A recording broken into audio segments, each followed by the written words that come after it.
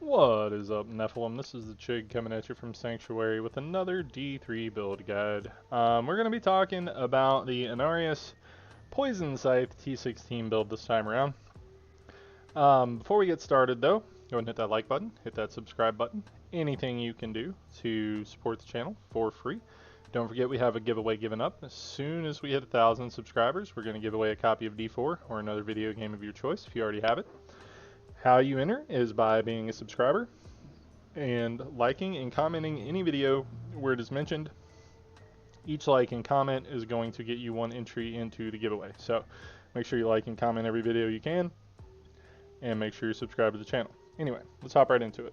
The Inarius set. So, 2 set, bone armor damage is increased by 1,000%. We don't care. 4 set, bone armor grants an additional 3% damage reduction per enemy hit.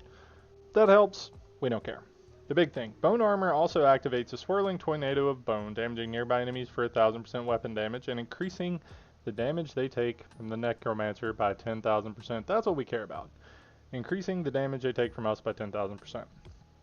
So, we're using the head, the legs, the chest, the shoulders, and the hands of this set because we have the boots, Stewart's Greaves. This happens to be a really good pair because I use this on my main Necromancer build, my LOD build, so ignore that. Everything else is mediocre at best. So we are using 5 of the 6 and a Ring of Royal Grandeur in the cube. We are using Haunted Visions to make simulacrums live forever, and they can duplicate Grim Scythe, so we're using Scythe to deal our damage here. We are using Warzekian Arm Guards just for the movement speed. We're using Stone of the Jordan for the increased elemental damages. Gold Wrap for defenses. We are going to be picking up gold and basically being invincible after we start doing that. Crisbin Sentence, you deal increased damage against slowed enemies, triple the bonus against stunned enemies. That'll matter in a minute. We're using Trag'Oul's Corroded Fang. I don't even have an ancient one. Like I said, my gear is bad and we're going to blow this up. The Cursed Scythe rune for Grim Scythe now has a 100% chance to apply a curse, and you deal 193% increased damage to cursed enemies. We're using a curse that's an aura, so we're always going to have cursed enemies. Stewart's Greaves, you gain 89% increased movement speed for 10 seconds after using Blood Rush, so we're going to dash, we're going to be zooming. And then Ledger's Disdain, Grim Scythe deals an additional 76% damage for each point of essence it restores. We're not spending essence, so, but yeah, per enemy hit, right? So it's fine. So the gems, we're using a cooldown gem in the hat. That matters just to be zooming around and stuff. It really doesn't matter, to be completely honest. Since this is a generator build, we really don't care. We're using intelligence gems in the gear. We're up to 9,000 intelligence with this set. So as always, I do not have any intelligence points in my paragons, 0. So that is not something you have to worry about. You can do this with bad gear. You just have to put the build together. It is strong. And we have Simplicity Strength. Your primary skills deal extra damage and heal you. We have Bane of the Trapped because extra damage to slowed enemies. And we also have Boon of the Hoarder because we need that gold for Gold Wrap. Okay, in the cube we have Nair's Black Death. Each different poison skill used increases the damage of your poison skills by 100% for 15 seconds. So basically, Bone Armor and Grim Scythe are our only poison skills. We're going to keep Bone Armor up all the time. We're going to use it to stun elites. We're going to use it to stun big density, and then Grim Scythe. So we're going to have 2 stacks of this instead of full stacks of this. When we go over the Greater Rift version, we'll talk about full stacks, but that's beside the point. Depth Diggers, primary skills deal 100% damage. Scythe is a primary skill. We're doing it live. Ring of Royal Grandeur reduces the number of items needed because we're wearing the boots. Alright, so the skills. We're using Aura of Frailty. You are emitting an aura that applies Crippling Curse, which kills enemies within 15 yards with less than 15% HP.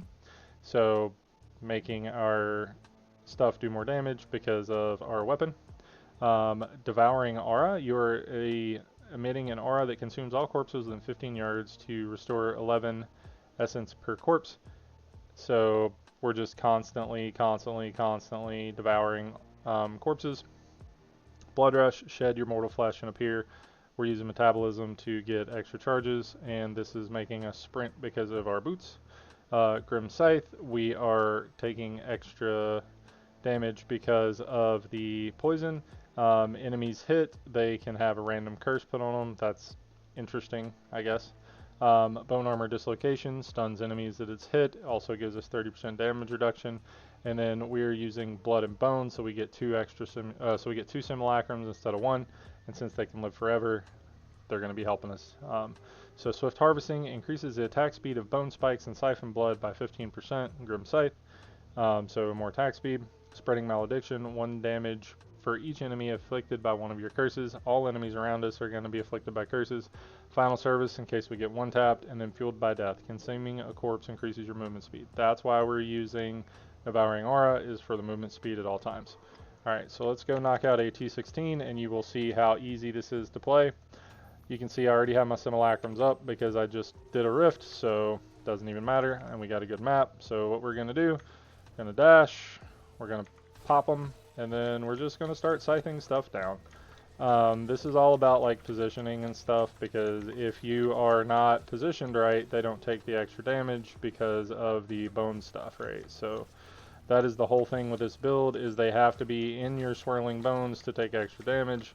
But as you can see, we one-shot basically everything that's in it. If we stun them, we definitely one-shot them. On this map, I like to go back and forth, which is kind of weird, but meh, we do it. So stun the enemy and then scythe them down. Like this is a very good like just chill and kill build, because it's one of those like you can just hold down one button and then like you could literally just hold down Scythe, run around, and then just pop your bone armor when the cooldown's up. So like you could just hold down 2 and then just press 3 every couple of seconds and hope you hit something with it. Like you don't even have to try for this build. The only issue I have with the build is that your simulacrums do the majority of your damage. So if they're not standing on you, you don't do as much damage. But aside from that, like the build is chill, it's super easy. If you like the Poison Scythe playstyle, if you like the Poison Scythe items, you know, if you like the Inarius set, just whatever reason you have to play this build, there's no reason not to play it. Like, something you can consider as well, if your simulacrums are not where you want them, and your cooldown is up on Simulacrum, you can resummon them and they will summon on top of you, so you don't have to worry about it. It's really not that big a deal. We one-shot most things even without them, so I mean it's just as long as the things are in melee range, you're gonna kill them, because you've got the auras, you've got all of the everything you need, honestly. Like you just run around, you like, well, this one's a Juggernaut, so that one lasted a little bit because he was a Juggernaut, right? So I normally don't pick up items on T16, but I am trying to get some of these stuff that I need for some other builds to put some guides together. So some items I am picking up just in case that is what they are, so ignore that. But yeah, this is just a super easy like Netflix and farm keys, or talk on the phone and farm keys, which is normally what I do when I'm farming keys. I just talk on the phone and bullcrap with my buddies. But so yeah, you stun them, you nuke them, you don't even have to stun them really. Like you can kill them without having to stun them. Like Crispin Sentence is a bonus, but your DPS is really good. Your simulacrums are just deleting things, as you can see here. Like we're just having zero issues with anything. You just scythe them down. Like I said, you can just hold down one button if that's how you want to play it.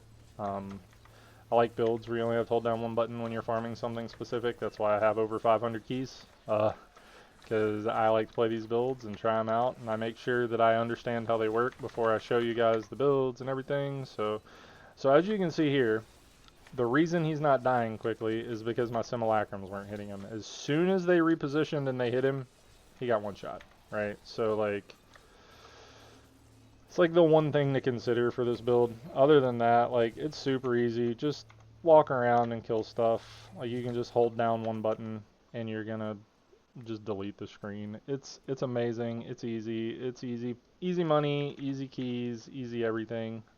Anyways, if you're still here, thanks for hanging out. I will catch you guys in the next one, and don't forget to like and subscribe. Don't forget the giveaway, and get those legendaries.